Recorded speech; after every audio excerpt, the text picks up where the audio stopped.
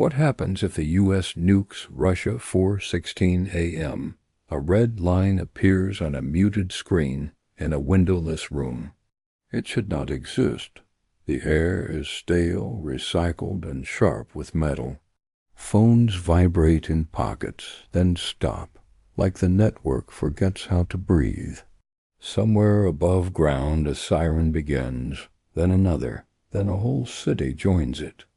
In the same minute a missile leaves a silo with no ceremony. The ground trembles like a door slammed by a giant. Far from the launch point, people sleep through history changing shape. Outside, streetlights hum, unaware they are about to become artifacts. The world is still intact, and already it is gone. You are watching this unfold in real time, but you are always behind it. That is the cruel truth. By the time you hear a headline, decisions have already been made in silence. And once the first nuclear weapon is used, everything becomes a race against the next one. The old world does not end with one flash. It ends with the moment everyone realizes the rules are no longer binding. It ends when the button is not hypothetical anymore. In that instant, the future stops being planned and starts being survived. A new, harder world begins now. The trigger is not a single mad impulse, not in this scenario. It is a chain of misreads, escalations, and compressed timelines. A conventional strike hits the wrong facility. A radar feed is corrupted by spoofed data. A command team interprets ambiguity as incoming annihilation. In the nuclear era, confusion is an accelerant. In Washington, the language changes first. Advisors stop using if and start using when. The room stops being political and becomes procedural.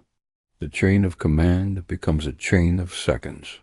The question is no longer should we, but what is already happening. In Moscow, the first sensation is not fear, but urgency. Early warning screens fill with shapes and numbers, some clean, some smeared by interference.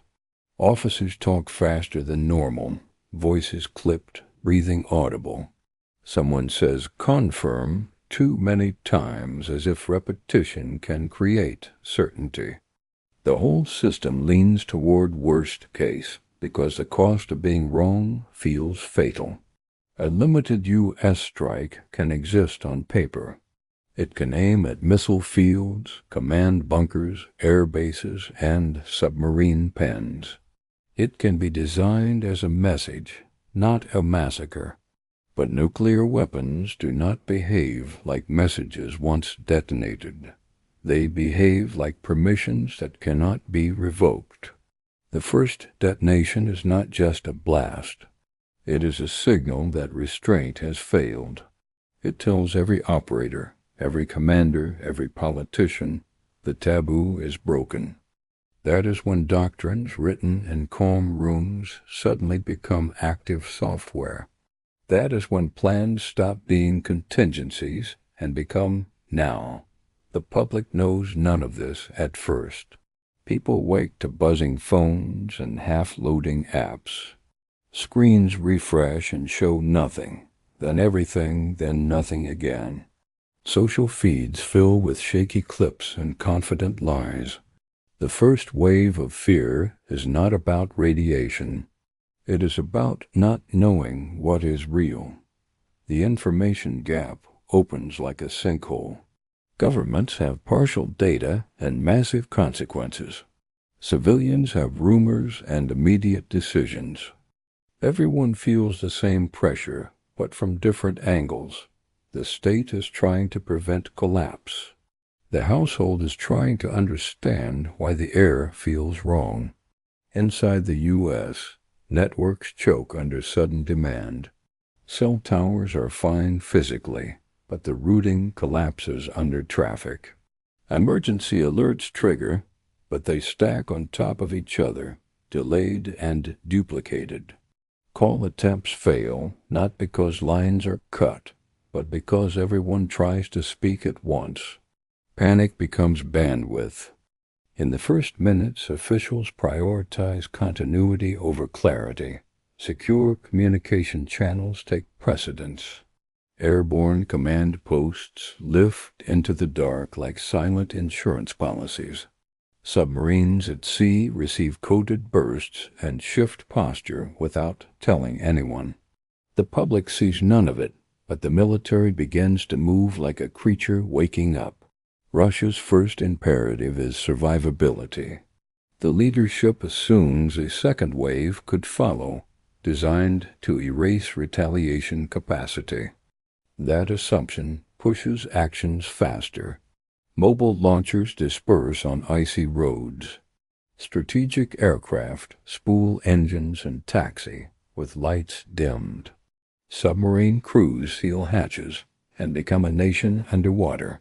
This is why a clean decapitation is a myth. Both sides build redundancy like religion. If one node dies, another takes its place. If one leader is cut off, procedure keeps breathing. That is the logic of deterrence, the promise that retaliation survives even disaster. Then the speed trap closes. Warning data is rarely perfect in crisis. A sensor can read a flash as an impact. A cyber intrusion can mimic a missile track. A damaged radar can create ghosts on a screen. In nuclear command logic, ghosts can kill cities. A leader receives multiple reports, each incomplete, each urgent. The human brain wants a story, a clean narrative. The system offers only fragments and time pressure. In that moment, restraint feels like gambling with extinction. Launching can feel like playing it safe. The public begins to feel the shift in subtle ways. It is not a mushroom cloud over your street. It is a sudden change in tone from officials. It is the way broadcasters stop speculating and start reading directives. It is the moment airports freeze departures with no explanation. It is the silence when your bank app times out. Markets wobble like a drunk trying to stand. Trading halts, resumes, halts again. The problem is not price discovery. The problem is trust. Investors realize supply chains may not exist tomorrow. Insurance models break instantly. Every risk calculation becomes meaningless in a nuclear exchange. Flights reroute, then vanish from trackers. Pilots receive orders that sound unreal. Some aircraft land immediately, wherever they can. Others turn back across oceans because airspace becomes a political weapon. The sky does not fill with dogfights for most people. It empties like a drained pool. In the U.S., sirens and alerts become the new weather. They pulse, stop, pulse again. People stand in kitchens staring at sinks as if the water might stop midstream. Children sense adult fear and become quiet. Dogs bark at the wrong things, confused by the tension humans leak into the air. Now the first real decision arrives. Is this limited, or is this the beginning of everything? Leaders cannot know. Russia cannot know the U.S. intent with certainty. The U.S. cannot know Russia's damage or readiness. Each side assumes the worst because the best case is too dangerous to trust. This is where escalation is born. A limited strike threatens to become broad because neither side can risk waiting. If one side believes another wave is coming, it launches before it loses the ability. That logic is cold and mechanical. It does not care about your street, your family, or your sleep. Phase 2 begins when systems fail faster than emotions can process. Infrastructure does not collapse because it is bombed everywhere. It collapses because it is brittle under mass fear. The grid depends on balance and coordination. Panic destroys coordination like acid. ATMs freeze first in many places, not because money disappears, but because networks cannot authenticate fast enough. People line up anyway, creating the illusion of shortage that becomes real. Cash becomes a talisman, even though it cannot buy fuel if pumps stop. The line itself is a signal that the old trust is gone. Gas pumps lock when payment networks stall. Some stations shut down preemptively to avoid chaos. Others sell until they run dry, surrounded by honking cars and shouting strangers. A normal highway becomes a trap, not from radiation, but from fear-driven traffic. People drive towards safety without knowing where safety is. Grocery stores become theaters of desperation. Shelves are not empty because farms stop producing overnight. They empty because thousands of people buy the same things in the same hour. Water disappears first, then batteries, then canned food. Then it becomes random. Baby formula, charcoal, pet food, painkillers.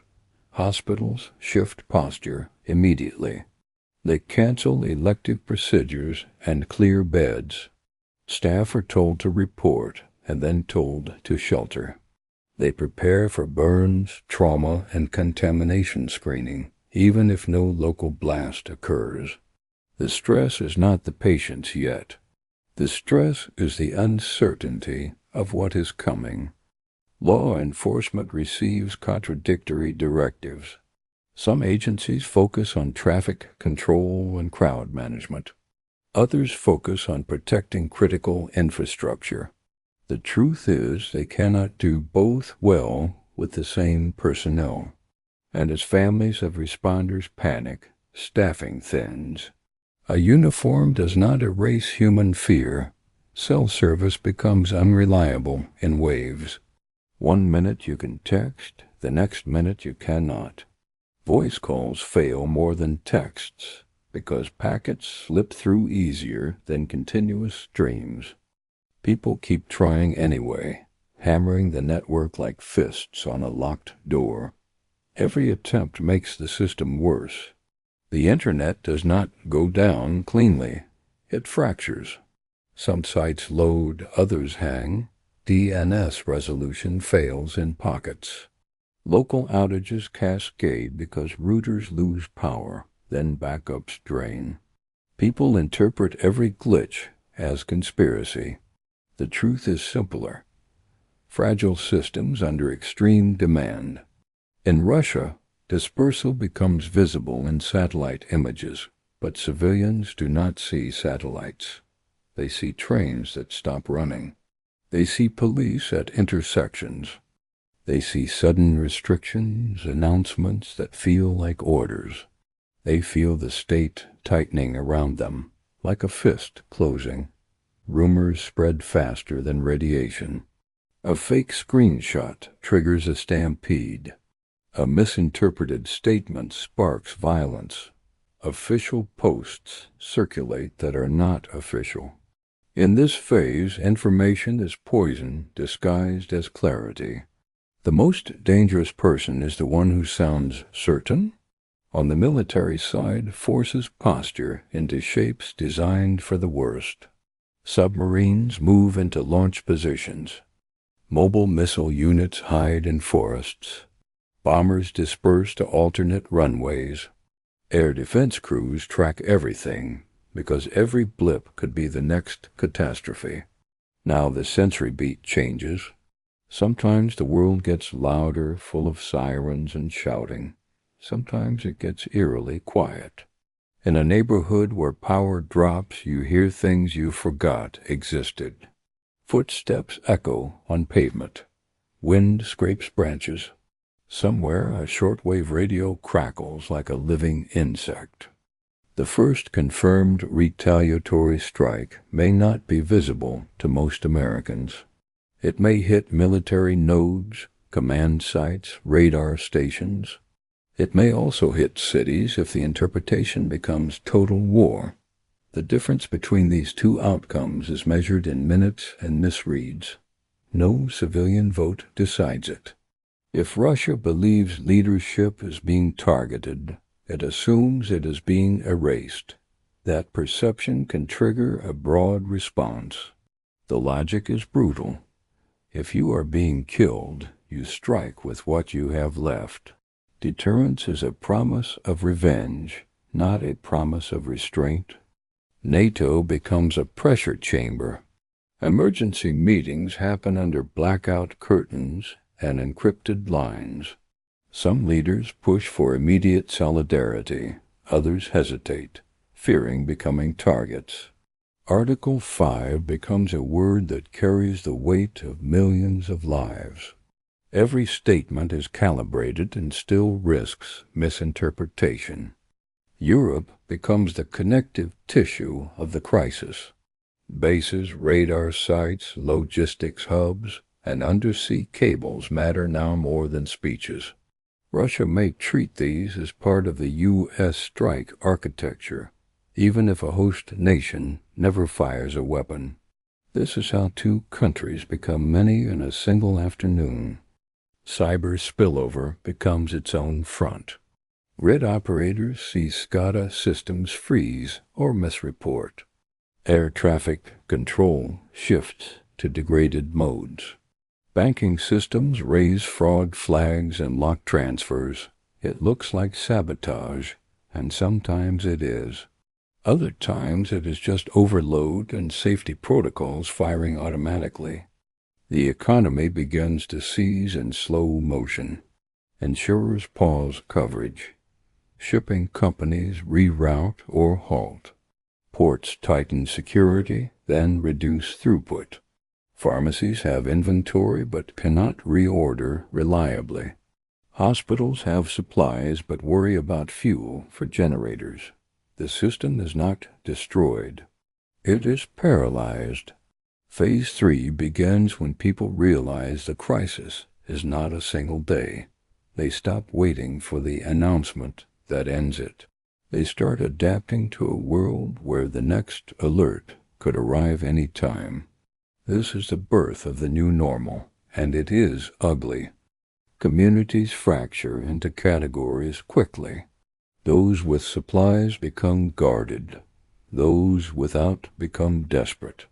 Some neighborhoods coordinate quietly, sharing information and resources. Others turn inward, suspicious of everyone. The difference is not morality. It is leadership and trust at street level. Radiation becomes the invisible ruler of decisions. You cannot smell it. You cannot hear it. You cannot argue with it. Fallout patterns depend on wind, altitude, burst type, and weather. That complexity becomes an enemy because it prevents simple rules. People crave certainty, and the physics refuses to provide it. Authorities issue guidance that changes as new data arrives. That shifting guidance enrages people because it feels like incompetence. Often it is just reality updating itself. In a dynamic disaster, the only honest instruction is, we don't know yet. But honesty is hard when panic demands answers. Sheltering becomes a psychological test. Staying inside feels passive, like surrender. Moving feels active, like control. But movement exposes you to unknown hazards and crowds. The safest early posture is often staying put, away from windows, in a central room, with controlled information intake. Households invent routines to survive uncertainty. One person checks official updates on a schedule, not constantly. Others focus on water, food, warmth, and sanity. Phones are conserved like candles. Radios return from drawers like relics and become lifelines. A notebook becomes as valuable as an app. Fuel becomes the currency of movement and power. Generators are useless without it. Deliveries stop without it. Ambulances slow without it. Any disruption spikes prices and creates rationing. People who never thought about diesel logistics begin to understand civilization is built on trucks. Public order becomes uneven. In some places, the presence of calm authority stabilizes crowds. In others, rumors ignite fights over supplies. A supermarket is not a store anymore. It is a stress test where fear decides ethics. Cameras record violence that feels alien, then becomes normal. Meanwhile, strategic forces remain on hair trigger. This is the hidden terror. Even if no more detonations happen today, the posture remains. Forces are dispersed, communication is strained, and trust is shattered. An accident now has more room to become a catastrophe. Back-channel communication becomes priceless. Hotlines and intermediaries try to reintroduce clarity into a world drowning in noise. Sometimes they succeed for an hour, sometimes they fail. The survival of millions can hinge on whether a message is believed. That is how thin the margin becomes. In Russia, leadership continuity measures activate fully. Alternate sites are used. Secure bunkers become temporary capitals. Airborne command posts circulate like sharks, never stopping. The state tries to project control, because control is the only antidote to mass panic. But control is also a trigger for rebellion. In the U.S., continuity procedures mirror the same logic. Key officials relocate. Command authority is protected even as public communication becomes erratic. The government may tell citizens to shelter, but it cannot shelter them from fear. Fear is now the atmosphere. The long tail begins even if the exchange stops. Displaced families move away from perceived target zones. Housing strains. Schools close, reopen, close again. Supply chains limp. Mental health fractures quietly because grief does not arrive all at once. It arrives in waves, triggered by sirens, by silence, by news fragments. Food systems become vulnerable even without direct strikes on farms. Trade disruption means fertilizer, fuel, and spare parts become scarce. Distribution becomes the bottleneck. Some regions have food and cannot move it. Others have money and cannot buy it. Hunger can appear far from any blast crater. Over months and years, politics hardens. Borders tighten. Surveillance expands. Military spending rises because insecurity becomes permanent. Communities either rebuild with cooperation or fracture along old fault lines made sharper by crisis. The catastrophe does not create new human nature. It reveals the existing one. This is not a who wins story. Retaliation is not victory. It is mutual loss scaled beyond comprehension. Even a limited nuclear exchange breaks the architecture of modern life. Electricity, trust, logistics, and calm assumptions are the real casualties. Cities are just where those systems concentrate. The lingering truth is simple and brutal. Safety is a story we tell ourselves, held together by functioning infrastructure and shared restraint. When restraint breaks, the story collapses. You are left with physics, psychology, and whatever preparation exists in your home and your mind. The lesson is not obsession or doom, it is humility. You cannot control missile trajectories or leadership decisions. You can control your reactions, your routines, and your fragility. You can store water, maintain prescriptions, keep cash, and plan communications. You can practice calm as a skill, not a mood. And when the lights flicker and the sirens start, remember this. The first weapon does not just destroy a target. It destroys certainty. The world becomes a place where minutes matter, rumors kill, and survival belongs to the calm. In the end, the most haunting part is not the flash. It is the realization that it was always this fragile,